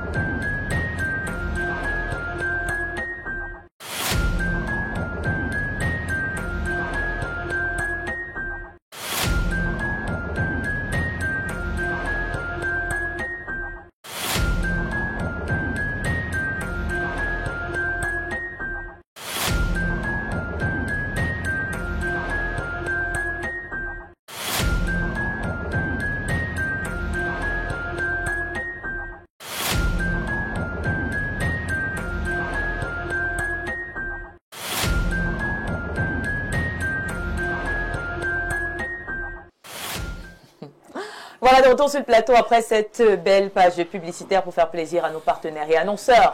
Place donc à la thématique de ce jour. On parle bel et bien de la fête de Pâques qui aura lieu dans quelques jours seulement. Dimanche, on sait que la communauté chrétienne va donc célébrer la fête de Pâques. On parle de la résurrection du Christ et quelques jours avant, donc aujourd'hui jeudi, nous entrons dans une période appelée Trident pascal. Mais ce matin, on a donc une thématique qui nous dérange un tout petit peu, Pâques entre mystère et marketing, parce que oui, après avoir fait certaines analyses, on se rend quand même compte que la Pâques, n'est-ce pas, peut avoir plusieurs volets, plusieurs origines. On va donc s'intéresser au sens spirituel de la Pâques dans la société moderne et pourquoi pas l'aspect commercial et marketing que l'on retrouve également lorsqu'on parle de cette célébration-là. L'aspect traditionnel ne sera pas en reste. Mais pour commencer, pour planter le décor, nous allons passer la parole à notre très cher Alain Douc, notre blanc sur le plateau, n'est-ce pas, qui nous dira certainement quelles sont les origines de Pâques. De laquelle? Pâques avec S que je vois dans le synthé? Ben oui, c'est l'institution catholique romaine qui l'a créée, celle-là. Sauf que son fondement se trouve plus loin, historiquement parlant, dans des mystères d'un certain nombre de civilisations devancières. C'est vrai qu'on veut lui donner des atours, un vernis chrétien. On fait référence ici à la résurrection de Jésus, après sa mise à mort, sa passion. Mais toujours est-il que lorsque vous observez, vous scrutez, vous examinez la Bible, il n'y a aucune recommandation scripturale du Christ demandant de constituer une festivité en rapport avec sa résurrection, mais plutôt avec sa mort. Alors là, maintenant, on commence à se questionner sur la pertinence donc de la Pâque en question. Quand vous rentrez donc dans les anciennes civilisations et essayez de comprendre, au-delà de ce que l'institution romaine catholique veut faire comprendre, la Pâque avec son carême, cette période d'abstinence, d'ascèse qui précède justement les festivités de la Pâque avec S. Est-ce qu'il y a une légitimité biblique? On va vous dire, bah écoutez, oui, il y en a une. Le Christ s'était fait, voilà, s'était privé pendant 40 jours et 40 nuits au désert avant de se faire tenter par le diable, etc. D'où la période de carême. Voilà, d'où la période de carême. Mais sauf que j'ai dit, c'est ça le problème avec l'institution romaine catholique, elle veut toujours donner un justif chrétien à des institutions qui n'ont pas une trame épistémiquement chrétienne à la base. Quand vous rentrez maintenant dans les anciens mystères, vous vous rendez compte que dans les mystères d'Osiris, en Égypte ancienne, il y avait une ascèse de 40 jours qu'on consacrait dans le culte d'Osiris. Les œufs de Pâques qu'on observe, justement, les œufs étaient constitués même dans le culte d'Osiris en question comme une offrande sacrée. Vous rentrez plus loin dans les mystères de Babylone antique, où d'ailleurs la trame de cette fête a été constituée avec Isis des Égyptiens, qui est en réalité Ishtar, et qui est aussi connu sous le nom de Cybèle, Diane des Éphésiens, Sémiramis. C'est la même divinité et qu'on appelle aussi Ishtar. Vous savez que la fête de Pâques avec S, lorsque vous avez sa transcription, ou je veux dire son équivalent anglo-saxon, vous avez Ishtar, qui vient justement de cette divinité de la Babylone antique. Par qui, justement, l'institution est née, avec deux autres personnalités qui constituent à la fois le fils et l'époux de Sémiramis. Donc, vous avez Nimrod à la base, qui était l'époux de Sémiramis, qui après la mort va en réalité avoir un fils avec elle, un fils qui est Tammuz. Je ne sais pas si vous avez entendu parler de Tammuz dans la Bible et du culte qui lui était rendu à l'époque. Je n'ai pas forcément assez lu la Bible. Bien, sachez donc que pour les 40 jours de carême, les 40 jours de privation, il y avait aussi 40 jours qui étaient consacrés à Tammuz dans la Babylone antique pour traduire justement sa résurrection. Vous savez que comme la fête justement est au printemps, à l'équinoxe du printemps, on passe donc de l'hiver pour une régénération de la végétation, etc., la vie qui revient au printemps. Donc, il y avait donc un parallèle qu'on faisait, et on a considéré qu'en réalité, c'est sur la période en question que Tammuz ressuscitait, revenait des enfers. Et il y avait donc un carême. Et je vous invite donc à faire le parallèle aussi avec une autre religion qui a son carême aussi D'accord, merci. Et qui est une création, les gens ne le savent pas, de l'Église catholique en sourdine. Merci Alain Douk pour cette première prise de parole. Alors, pasteur, docteur Sion Ouak, parce qu'aujourd'hui c'est un exercice de prononciation des noms. On parle de la fête de Pâques, oui, avec Alain Douk. Et puis, voilà, Ouak. pasteur... Ouak. Ouak. D'accord, je crois que voilà, j'ai quand même fait un effort. Alors, selon vous, on parle de Pâques, que représente la Pâques dans la tradition chrétienne. Qu'est-ce qu'on célèbre véritablement à Pâques? Justement, lorsque nous sommes chrétiens, ça veut dire que nous sommes appelés à être des spirituels qui posent des actes en concordance avec le symbolisme qui est attaché. La Pâque, selon la Bible, ça commence d'abord, il y avait une première Pâque, Pessah. Ça, c'était dans l'Ancien Testament. Ça parlait de la sortie du peuple d'Israël d'Égypte. Et il leur a été demandé d'immoler un agneau et de le consommer. C'est pourquoi il y avait l'agneau de la Pâque. Ensuite, cette Pâque-là a été célébrée pendant ces 2000 ans, jusqu'à Jésus. Il y a une nouvelle Pâque avec S, qui est maintenant signe de résurrection. Ah d'accord, merci d'apporter la différence entre les deux Pâques, parce que très souvent, on est un peu perdu. Parce que Jésus de son vivant, plusieurs fois il est mentionné, comme lorsqu'il avait ses 12 ans, il s'était venu pour la Pâque à Jérusalem, et lui-même, pendant la Pâque, il a eu la Sainte Seine. Mais le S là, quand même, ça change quoi? En fait, Pâques avec S, c'est de cette Pâque dont parle Monsieur Alain Douk. Lié au mystère. Lié au mystère, parce qu'en anglais on dit Easter. Et même les œufs de Pâques, c'est Easter egg. Donc Easter, Ishtar, c'est lié à cette déesse-là. Et même aussi, quand on parle de poisson d'avril, c'est lié à la Pâque. Comment ça? Parce que, normalement, la Pâque, c'est le début d'une nouvelle année. Dans Genèse chapitre 1, au verset 14, Dieu a placé les luminaires dans le ciel, le soleil et la lune, pour marquer les époques et les années. Et dans le temps, le calendrier n'était pas solaire, il était plutôt lunaire. C'est pourquoi les mois, c'était 28 jours, et si vous faites 28 multiplié par 13, vous allez avoir 364 jours, plus une journée de célébration. Ça nous fait les 365 jours. Vous allez même remarquer que quand on dit septembre, normalement, 7, c'est le 7e mois, normalement. Mais pour nous, on a aligné au 9e mois.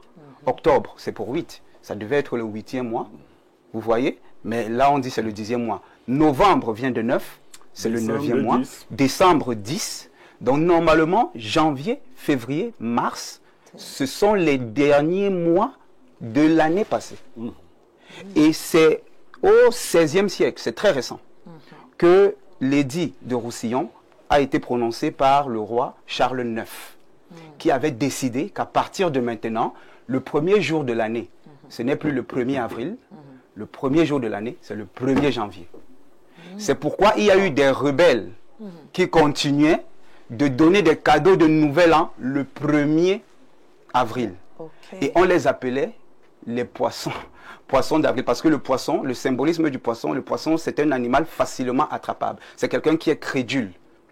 Et c'est pourquoi, c'est d'où vient poisson d'avril. Donc Pâques célébrait le nouvel an en fait. C'est-à-dire l'ancienne année est morte, le carême, ou bien toutes les festivités qu'il y avait avant, c'était pour se débarrasser des impuretés de l'année passée. Et maintenant, on entrait dans une nouvelle année. D'accord, merci beaucoup pour cette première prise de parole qui nous permet de planter également le décor, toujours dans le même sens avec le révérend Guy Baillot. Ma question à vous est celle de savoir, est-ce qu'aujourd'hui vous avez l'impression que Pâques est encore perçu avec la même profondeur spirituelle qu'auparavant? Je crois qu'il y a tous ces amalgames religieux qui se sont créés dans l'histoire, qui font en sorte que peu de chrétiens considèrent même aujourd'hui que la Pâques est la fête chrétienne la plus importante. On a écouté tout à l'heure beaucoup, Alain Douk. Voilà, beaucoup se retrouvent en décembre, c'est-à-dire Noël, pour estimer que ce soit la fête chrétienne la plus importante. Mais pas celle-là même aussi n'est pas chrétienne, désolé. Elle est toujours liée au mystère. Restons dans ce sujet-ci. Non, c'est pour cela qu'en fin de compte, on ne dit rien du sujet. Laissons d'abord Noël. Hein, allons-y avec justement, c'est pour dire que beaucoup estiment que Noël, qui célèbre dans la chrétienté, n'est-ce pas, la naissance du Christ, Jésus, que ce soit d'une manière véridique ou bien que ce soit d'une manière qu'on a simplement choisie, là n'est pas le problème ce matin. C'est juste pour dire que Pâques est quelque chose d'extrêmement important. Parce que l'origine de la Pâque dans la foi chrétienne se retrouve dans le livre d'Exode, chapitre 12, où n'est-ce pas, Dieu institue au travers de son serviteur Moïse la Pâque, n'est-ce pas, immolant un agneau. Donc c'est sur ces traces qu'on aligne, parce que cet événement de la Pâque juive s'aligne sur l'événement de la mort du Christ. Alors, n'est-ce pas, la Bible, n'est-ce pas, nous dit aussi, c'est l'apôtre Paul qui dit aux Corinthiens que Christ est notre Pâque, parce que l'événement le plus marquant et la raison pour laquelle le Christ est venu, c'était pas pour naître, c'était pour mourir. Donc la Pâque, n'est-ce pas, célèbre, rappelle, n'est-ce pas, la mort du Christ, qui a le sens le plus profond, le plus spirituel, parce que dans la spiritualité, le sacrifice revêt, n'est-ce pas, c'est la chose la plus importante en matière de spiritualité.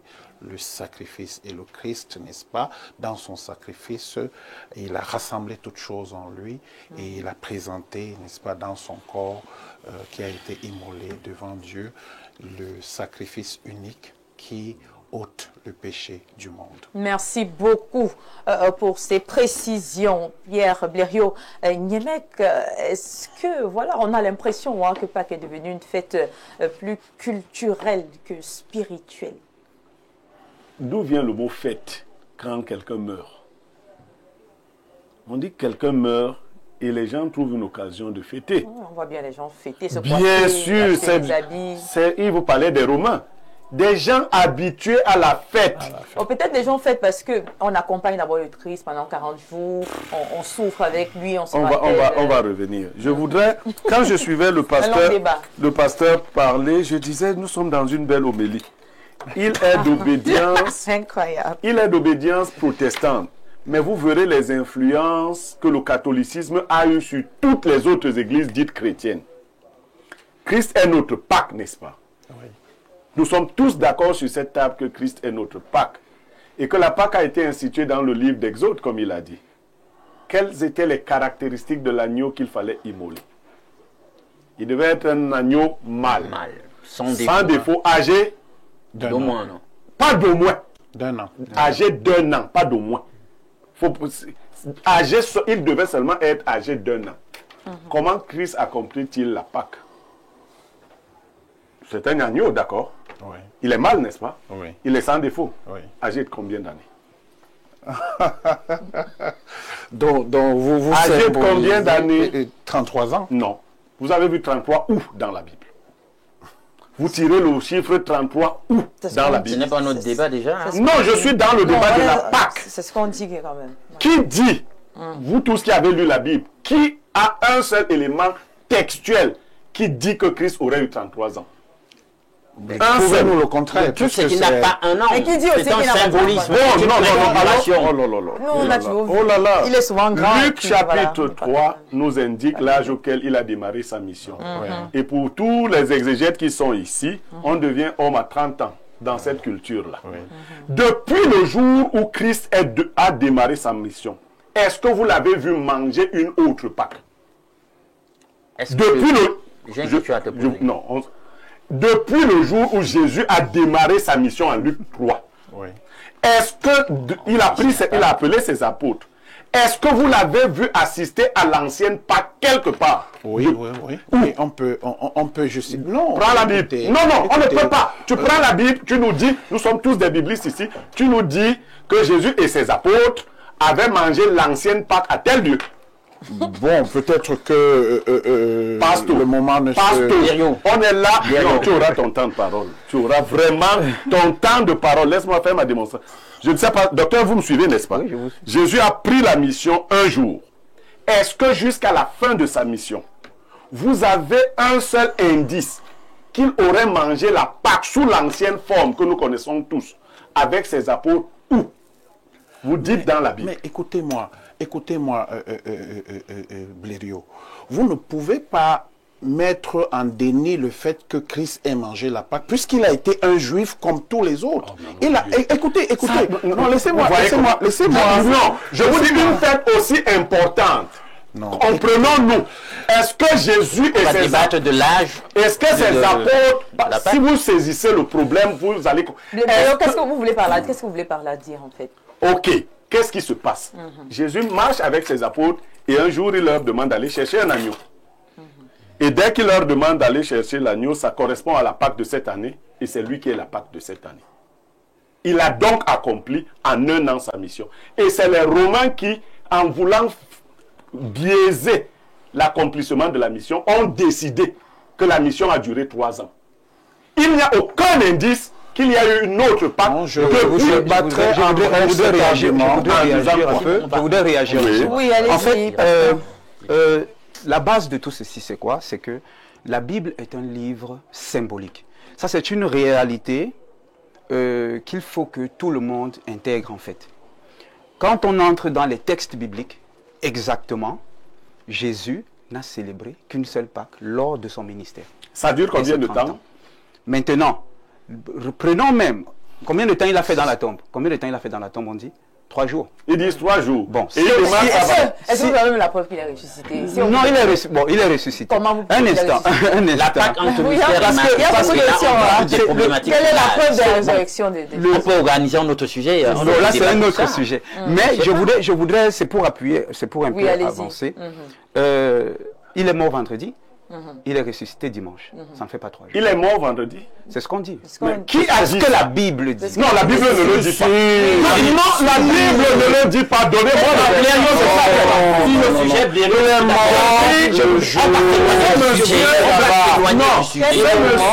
Non. Avant le sabbat. Non. Le sujet Blériot a raison. Et je veux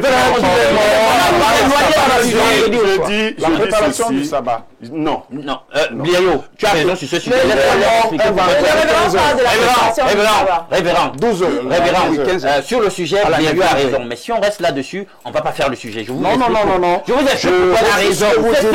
Il a raison. Non, il a raison, c'est simple. Écoutez, dans le décompte biblique des jours, on va d'un soir pour un soir. C'est-à-dire que le jour commence la nuit en fait. À 18h. Ça c'est dans le décompte hébraïque, si vous voulez. 18h. Israélite. C'est ça. D'accord. Voilà comment Dieu, il y a eu en soir, il y a eu en matin. Bien. Le décompte romain ne fonctionne pas comme ça. Le décompte romain, c'est de minuit à minuit. D'ailleurs, c'est le même décompte que nous avons aujourd'hui. Vous savez que lorsqu'on a minuit, on dit la journée commence. Or, dans le plan de Dieu, c'est pas ça. Dans son décompte, c'est 18h. Et justement, quand vous avez ça en mémoire, Blériot a raison. Regardez, nous sommes le vendredi soir. Lorsqu'on vient de l'enlever, on l'a mis au tombeau. C'est le début du Shabbat. Vous vous rappelez qu'on fait vite. Le Shabbat ne doit pas les trouver. On est d'accord. On est d'accord là-dessus. Comptez donc.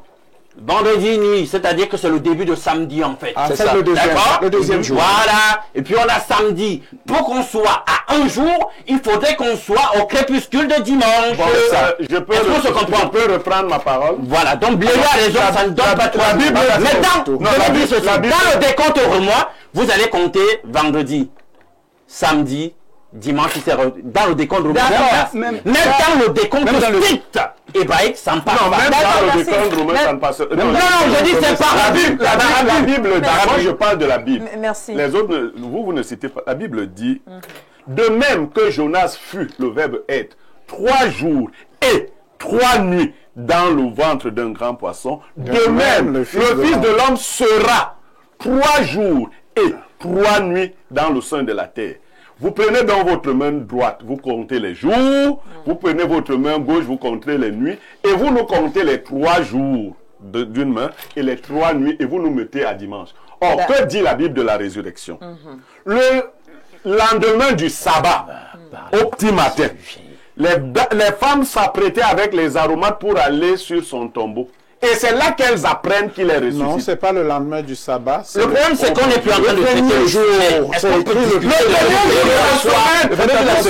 lendemain du sabbat, puisque le dernier jour, dans la Bible, c'est samedi. Est-ce que ce n'est pas vrai que le dernier jour, c'est le dimanche? Nous parlons avec un catholique. D'accord, on va est-ce qu'on peut revenir au sujet? Moi, je conclue en disant que, comme toujours, les Romains ont galvaudé la Pâque avec toute sa symbolique spirituelle.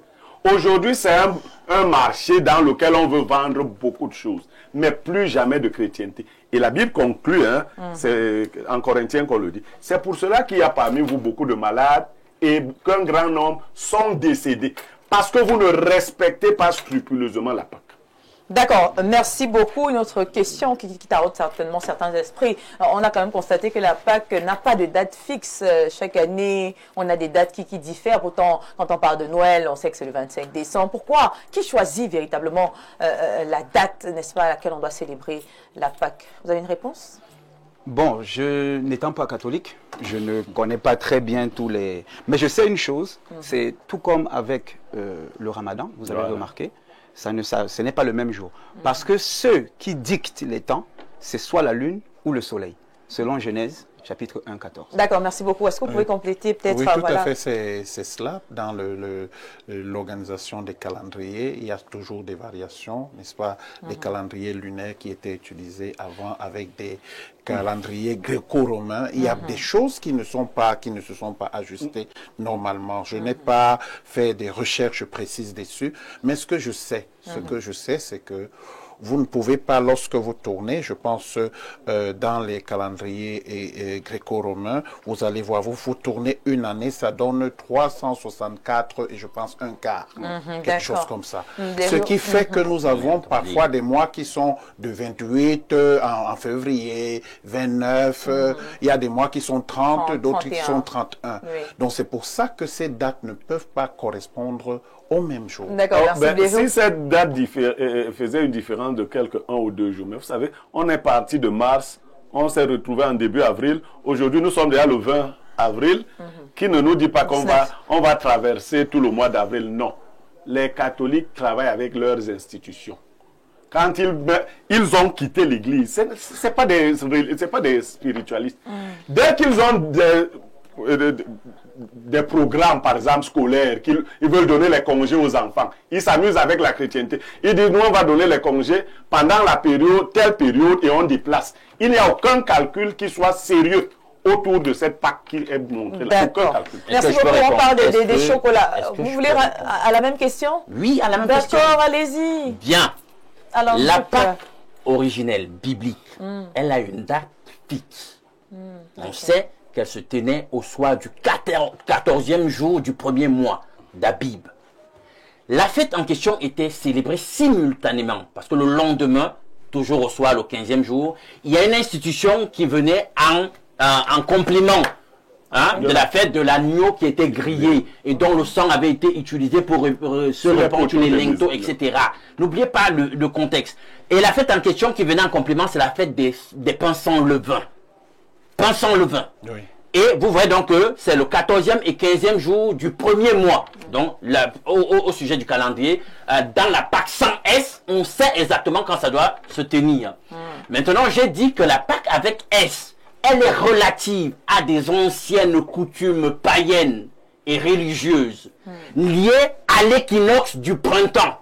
Donc, quel que soit les cas, vous allez remarquer que même quand ça fluctue, c'est toujours au printemps. Et la plupart du temps, en avril, les amis. Ça ne fluctue pas beaucoup. Maintenant, pour revenir à cette Pâque avec S, il y a les Yézidis au Kurdistan. Vous les connaissez? Ce sont des satanistes. Hein? Les satanistes là, dans cette zone, ils observent cette Pâque-là. Parce que c'est lié à ces anciens mystères.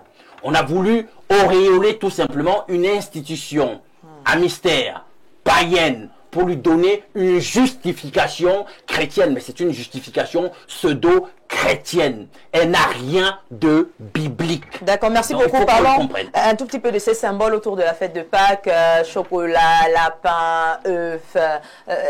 D'où viennent ces symboles? Tu veux prendre la parole? Oui, vas-y. Bien. Maintenant, pour les œufs, j'ai bien dit que les œufs faisaient partie des offrandes sacrées, notamment dans les mystères d'Osiris. Oui. Vous rentrez loin dans les mystères d'autres civilisations jusqu'à Babylone, vous allez vous rendre compte que justement, les œufs étaient utilisés. Signe de quoi? Ben, de naissance. De naissance, signe même d'abondance, de fertilité. Parce que le lapin, justement, dans les mystères égyptiens, originellement, c'était pas le lapin, mais le lièvre. Parce qu'en Afrique, nous avons plus facilement le lièvre. Mais vous avez vu quand même la similarité, la proximité qu'il y a entre le lièvre, même morphologiquement, entre le lièvre et le lapin. Au niveau de leur fécondité. Voilà. Et même au niveau de leur fécondité, pour traduire donc ici, comme Blériot le disait, donc, la fertilité. Donc, c'est lié à ces rites païens, liés aux divinités de la fertilité. Maintenant, les chocolats. Les chocolats. Les chocolats, maintenant, il faut rentrer dans les mystères des peuples d'Amérique. Hein? Les Aztèques, les Mayas. Vous allez vous rendre compte que le chocolat n'est pas innocent là-bas et participe à des rituels. Et d'ailleurs, on actualise les rituels aujourd'hui liés à la purification de l'âme, liés à la fécondité, liés à l'attirance au travers de l'implication des fèves de cacao et du chocolat dans les rituels. Ne pensez pas que ceux qui ont actualisé les rituels en cette époque le font par hasard, non. Ils sont tout simplement détenteurs d'un savoir ancien lié à ces anciennes civilisations. Donc quand vous retrouvez donc des petits cadeaux de confiserie, de chocolat, machin truc, dans le paquet de la Pâque avec S, ce n'est pas fortuit. C'est justement lié donc à ce rituel ancien qu'on actualise. Merci, oh là là, merci. Vous avez tellement de connaissances en spiritualité. Alors, une autre question, on va s'intéresser quand même au sujet, n'est-ce pas? Alors, est-ce qu'il est possible, n'est-ce pas, de concilier le respect du mystère chrétien avec ces pratiques de quoi, festivités modernes? Oui, bon, Christ, il avait dit, faites ceci en mémoire de moi. C'est pourquoi nous, des biblistes, nous croyons que la Pâque est la plus grande fête chrétienne. Parce que moi, je suis chrétien. Moi, je ne pense pas que ce soit une fête. Commémoration. C'est une commémoration. Voilà. C'est plus fidèle. C'est plus fidèle. C'est plus fidèle. Voilà. Il est vrai que durant... Oui, c'est une commémoration. Parce qu'il a dit en mémoire. Dès qu'on dit en mémoire, c'est une commémoration. Voilà. Et ça s'accompagne de la du lavement des pieds, qui est un symbolisme fort, de la Sainte Seine, et ensuite, qui est toujours du pain sans levain. Voilà. Et ensuite, de sa mort sur la croix, qui nous dispense aussi désormais d'immoler des agneaux, etc. Maintenant, à quoi ça nous sert maintenant, à nous, maintenant là? Parce que quand on dit que le sang de Christ nous couvre, ce n'est pas son sang chimique, parce qu'il n'avait que 6 litres de sang. Donc, un peu moins. Un peu moins même. Voilà. Donc, quand on dit le sang de Christ nous couvre, le sang, c'est un symbole. C'est le symbole de la vie. Et ces paroles sont esprit et vie. Donc, quand on dit que nous sommes couverts du sang de Christ, ça veut dire que nous vivons sa parole. Nous vivons ses commandements. Et ce sont ces commandements qui nous protègent. Donc, maintenant, comment aligner tout ça? Moi, je crois que Satan, entre guillemets, ne crée rien. Tout ce qu'il fait, c'est de pervertir ce que Dieu a déjà créé. D'accord. Voilà. Donc, et la Pâque, ce n'est pas innocent que ça intervient toujours à l'équinoxe du printemps. Parce que le printemps, c'est la résurrection. L'hiver, c'est la mort. Et le printemps, c'est le retour à la vie. Donc, ça a une signification très profonde. C'est un moment pour nous de méditation. Nous méditons sur ce que nous avons déjà fait pour que nous puissions naître de nouveau. D'accord, merci beaucoup. Révérend, est-ce que la Pâque peut donc redevenir une fête de réflexion, une fête spirituelle et non culturelle? Là est le rôle que nous autres, n'est-ce pas, ministres de culte devons jouer dans l'enseignement de la réalité de la Pâque, beaucoup plus que ces festivités qui n'ont rien à voir avec le sens spirituel de la Pâque. La Pâque revêt quelque chose d'extrêmement profond, au-delà de ce que mon cher collègue venait de dire. Il s'agit d'un sacrifice, il s'agit d'une alliance éternelle. Il s'agit de venir autour de quelque chose de très très profond qui est le sacrifice de Christ qui offre dans les tabernacles éternels le sang, son propre sang, qui est le sang qui va, n'est-ce pas, couvrir le péché. et nous devenons ainsi participants de cette alliance et nous pratiquons cela par justement tout ce qu'il disait tout à l'heure, les rituels chrétiens qui sont liés à la Sainte Seine que nous prenons, c'est-à-dire la coupe et puis le pain sans levain. Donc je voudrais dire, nous devons. Oui. Nous devons ramener cela parce que nous avons un problème culturel aujourd'hui. On a tendance à prendre tout ce qui nous vient de l'Occident et je pense que nous devons rentrer dans la Bible. Il faudrait rentrer dans la Bible. Que signifie la Pâque dans la Bible? Comment nous, en tant que chrétiens, devons le pratiquer? D'accord, merci beaucoup Pierre Bléreux-Niemek. Quelles sont donc les responsabilités de l'Église, de la famille et même des institutions éducatives pour permettre à ce qu'on puisse arriver vraiment à ce que le révérend vient de dire? La Bible nous prévient. Celui qui mange et boit sans discerner le corps du Seigneur mange et boit un jugement contre lui-même. La Bible, c'est l'une des rares fois où la Bible, dans le Nouveau Testament, nous menace directement. La commémoration de la Pâque est un moment de méditation très profonde qui se prépare jusqu'au jour de la Sainte Seine. Et la Sainte Seine, ce n'est pas ce que je vois nos autres frères, parce qu'aujourd'hui, il faut le dire. Dès qu'ils font une petite messe, ils se mettent à faire manger les choses aux gens. Non. Quel genre de choses? Les choses qu'on vous met là tout le temps dans la communion. De la communion. Oui, c'est très... Je dis que ce n'est pas biblique. On vous prépare et on vous explique pourquoi vous... Et prenez ceci en mémoire. Non.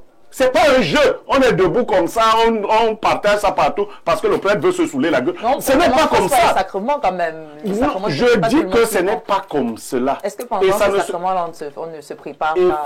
Non. Chaque fois qu'un prêtre fait une messe, il donne la communion aux gens.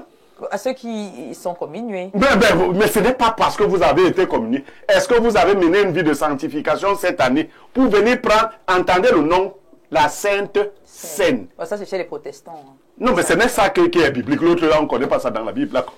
Mais moi, non, pas de la on ne connaît pas la Bible. J'aimerais même parler du... Et encore que le sens même de la messe, le sens de l'Eucharistie catholique est totalement en contre-pied de ce qu'on devait retenir en réalité du sacrifice du Christ. Quand on vous dit que pendant la messe, le prêtre est investi d'un magistère souverain où il finit par vassaliser le Christ lui-même.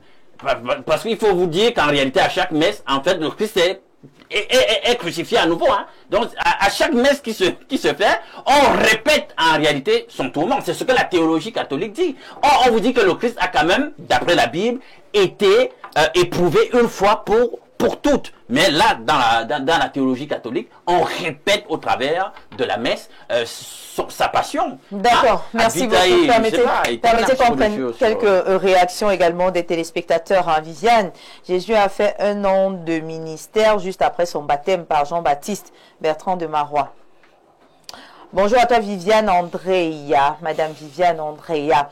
L'unité centrale de cette émission très somptueuse et esquisse dans ton look, la couleur te va ravir. Très beau thème, le mystère de la Pâque est une célébration spirituelle, une commémoration de la mort du Christ et une célébration de sa venue parmi les vivants et tout ce qui va avec. Mais de nos jours, même si elle garde son originalité, elle est devenue une affaire de marketing avec les œufs, chocolat, lapin. La Pâque est une définition moderne de la chose. Très belle analyse de monsieur Douk, du révérend pasteur. Je suis contre les propos de certains les rions avec ce plateau.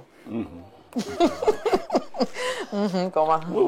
Je pouvais il faut lui dire que ce n'est pas un coup de marketing fortuit. Hein. Voilà. C'est-à-dire qu'il y a le symbolisme qui accompagne. Ne pensez pas que le lapin sous forme de chocolat et tout ça, les chocolats en offrant dans le paquet de la Pâque, c'est pour rien. Hein. Il y a un symbolisme qui accompagne.